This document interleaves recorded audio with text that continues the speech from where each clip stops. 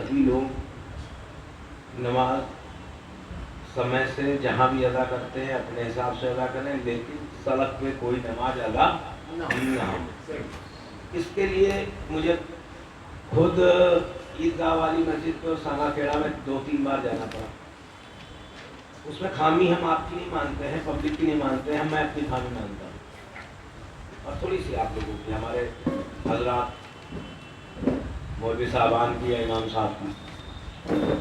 जिस दिन नमाज ईदगाह में अदा की जाए उसके 2 दिन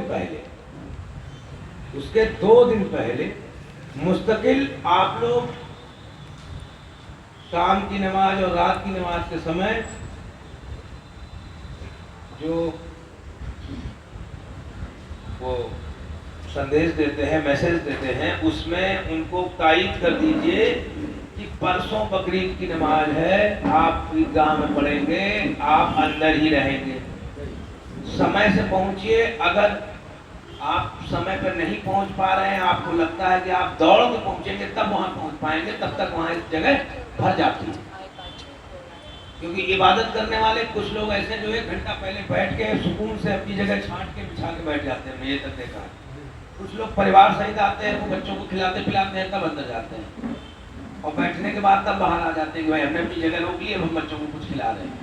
तो इसलिए 2 दिन पहले दोनों बार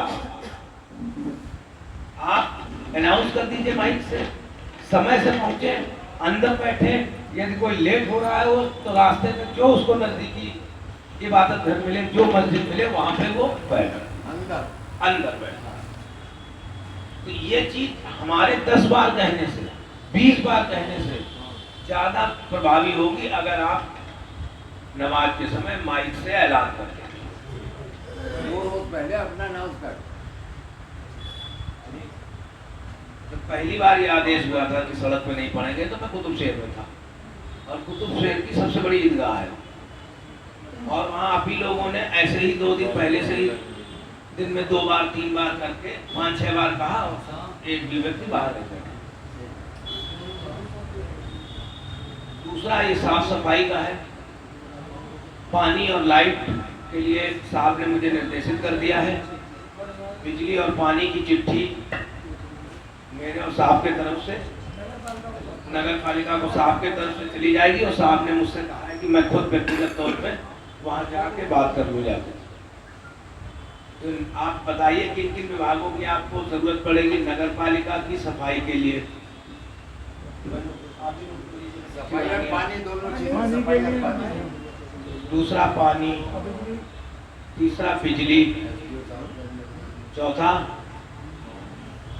आप लोग सुनिए, हमारे सब इंस्पेक्टर साहिबान, और आप भी एक चिट्ठी बना दीजिएगा संपूर्ण फोर्स के लिए थाने के, जितने ये गंदे पशुपालक लोग हैं, इनकी चाबी ये उसको बंद करके और उसकी चाबी एक दिन पहले थाने में जमा हो जाए। हम ये नहीं मानेंगे कि हाँ साहब आप कर लेंगे, बंद करके दरोगा जी या दीवान जी फोटो खींच के चाबी लेते हुए और चाबी ला के थाने में जमा करवा दें। जितने गंदे जानवर जो पालने वाले हैं, इनकी चाबी थाने पे 24 घंटे पहले, 24 घंटे नहीं बात करके थाने के फिर वो लोग इशू बनाएंगे, बाड़े की चाबी आ जाए। नमाज सुबह है तो शाम को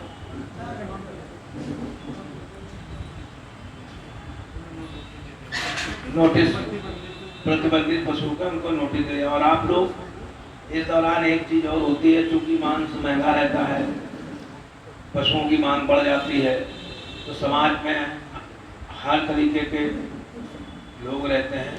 कुछ कमदर्द किस्म के भी लोग हैं जो अपनी आदत से बाज नहीं आते। तो उन कमजोर किस्म के लोगों को अगर एक बार आप संदेश दे देंगे, बोल देंगे और समझा देंगे कि त्यौहार को बर्बाद मत करिए, हवालात मत पहुंचिए, त्यौहार में कोई ऐसे प्रतिबंधित पशु का मांस न खाएं, न लाएं, न उपयोग में लाएं होंगे, बल्कि कोई ऐसा कोई कुछ कर रहा हो तो उसकी सूचना गोपनीय तौर पर मुझे दे दें। मैं अपनी जानिब से आपको मुतमईन कराता हूँ कि किसी भी व्यक्ति का कोई नाम खुलेगा नहीं। और कार्रवाई एग्जाम्पलरी करूंगा, देखने लायक बढ़िया किस्म की कार्रवाई करूंगा कि उस मोहल्ले गांव में कोई दोबारा करेगा नहीं ऐसा। कुछ शरारती तत्वों के नाम प्रकाश में आए हैं जो दूर दराज जाकर करके दूसरे जिले में या बॉर्डर के बाहर या इधर उधर करके और इधर आ रहे हैं, उन पे मेरी निगाह है। और कोई भी मजबूत आदमी, संपन्न आदमी ये समझे ना कि मैं बच जाऊंगा। अगर किसी का ऐसे व्यक्ति का नाम आया तो जान लीजिए थाने में मैं गोपनीय पुस्तिका से लेके और थाने के कई दस्तावेजों में उसका नाम अंकित कर जाऊंगा कि 5 साल थाने आके मुंह दिखाने लायक नहीं छोड़ूंगा उसको। ये प्रतिबंधित पशु के लिए है।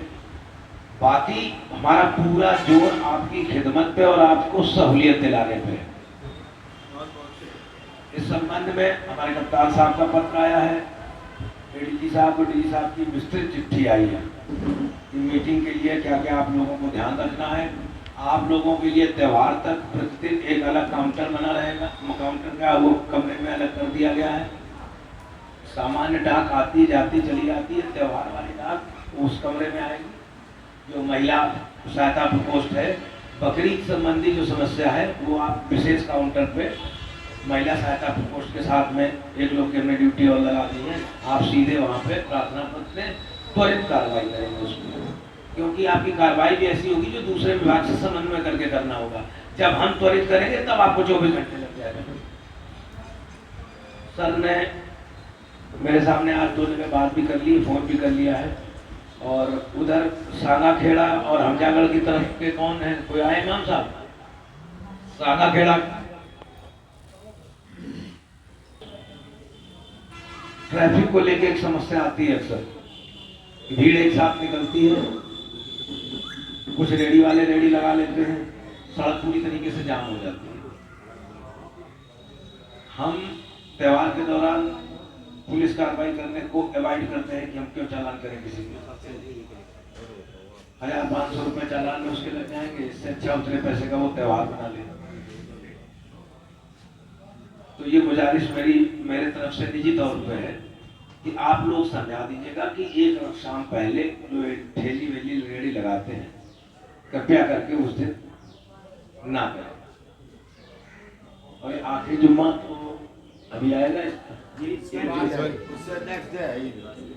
उसके नेक्स्ट डे सैटरडे को ईद है और आखिरी जुम्मा। तो यही प्रक्रिया, यानी तो फिर तो दोनों काम एक साथ ही हो जाएंगे। तो आखिरी जुमे की भी तैयारी ईद की तरीके से ये मान के चलेंगे, क्योंकि अगले दिन ईद होगी।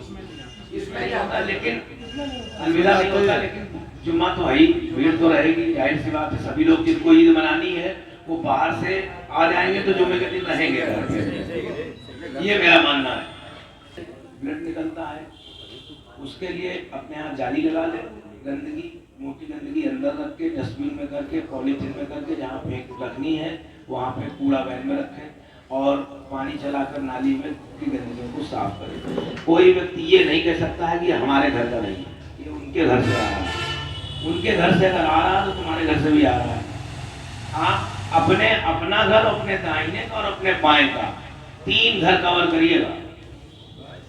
ये रिक्वेस्ट आपसे है। आप लोग इस बात की अपील कर दीजिएगा कि जो व्यक्ति अपने घर में कुर्बानी कर रहा है वो अपने दाहिने और बाएं को सफाई रख ले। बस अपनी कर ले, अपने दाहिने वाले से कर ले। भाई तुम अपनी जरूर कर लेना, क्योंकि तुम नहीं करोगे तो भी मेरे ऊपर बात आएगी। और बाएं वाले से जरूर कह दे।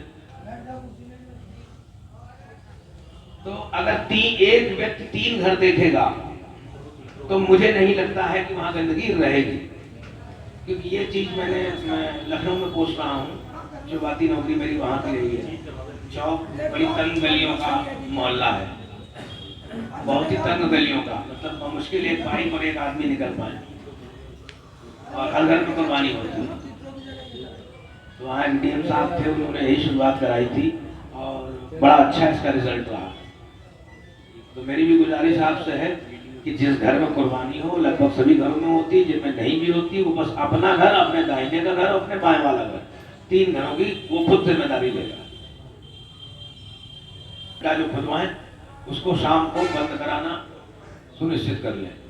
एक आध बोरी नमक वगैरह भी रखवा लें ताकि वहाँ गड्ढे में सही से नहीं पड़ा। बारिश का समय है, बारिश हो जाएगी, पानी जाएगा, उसकी स्मेल आएगी, क्योंकि सड़ने में फिर टाइम लगेगा।